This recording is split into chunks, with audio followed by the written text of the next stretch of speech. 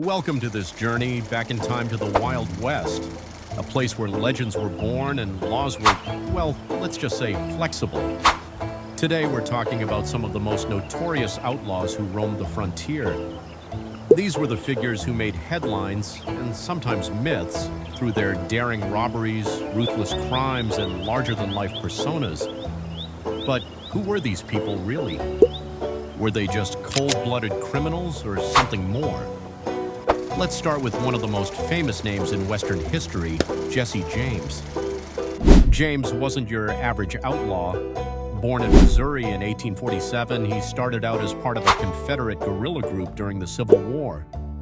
After the war, he didn't exactly go back to planting crops.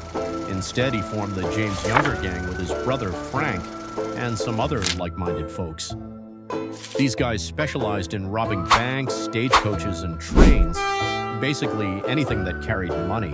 Jesse wasn't just known for his crimes, though.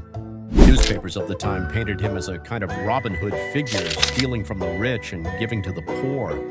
Did he actually do that? Well, probably not. But hey, it made for a great story, right?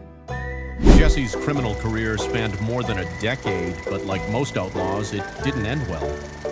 In 1882, one of his own gang members, Robert Ford, shot him in the back for the reward money. And just like that, the James Gang was history. Jesse's death sparked national headlines, and he's still remembered today as a symbol of rebellion against authority. Now, let's shift gears to someone who lived fast and died young, Billy the Kid. He's another name you've definitely heard of, but how much do you really know about him? Billy the Kid, real name William H. Bonney, was born in New York City, of all places, in 1859. So how did a city boy become one of the most notorious outlaws in the Wild West? Well, Billy moved west with his family as a kid, and life wasn't exactly easy. By the time he was a teenager, he'd lost both parents and was getting into trouble. Petty thefts at first, but things escalated quickly. Billy's claim to fame was his role in the Lincoln County War in New Mexico, a feud between rival ranchers that turned into an all-out shooting war. Billy was loyal to his friends, and if that meant pulling a gun, so be it. By the time the dust settled, Billy was a wanted man with a reputation as a gunslinger. Depending on who you ask, he killed anywhere from 4 to 21 people, though historians agree it was probably closer to 4.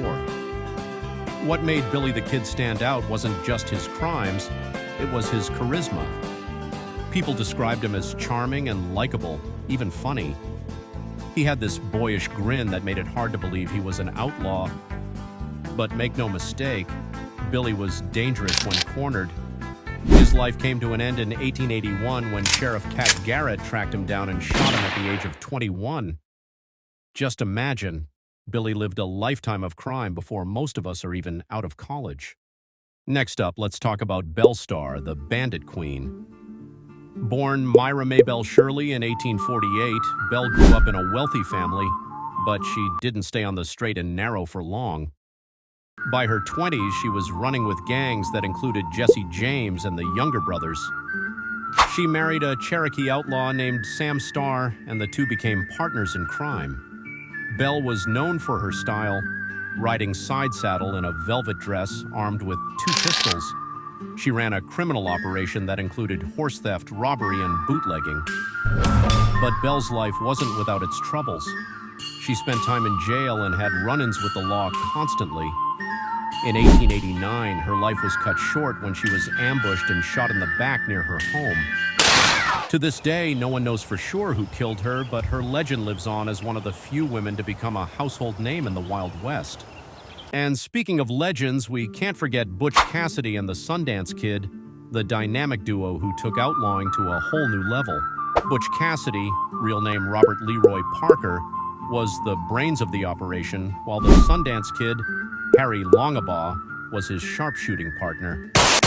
Together, they led the Wild Bunch, a gang that specialized in robbing trains and banks across the West. Butch had a reputation as a gentleman thief. He preferred to avoid violence whenever possible, which made him a bit of an anomaly in the outlaw world. Robberies of their time, including a heist in which they stole $70,000 from a Union Pacific train. But as law enforcement improved, life on the run became harder. Butch and Sundance eventually fled to South America, where they continued their criminal careers. Their story supposedly ended in a shootout with the Bolivian military in 1908, but rumors persist that one or both of them might have survived. These are just a few of the outlaws who defined the Wild West. Each of them had their own reasons for living outside the law, whether it was survival, rebellion, or sheer ambition. And while their actions were often brutal, their stories have become a part of American folklore.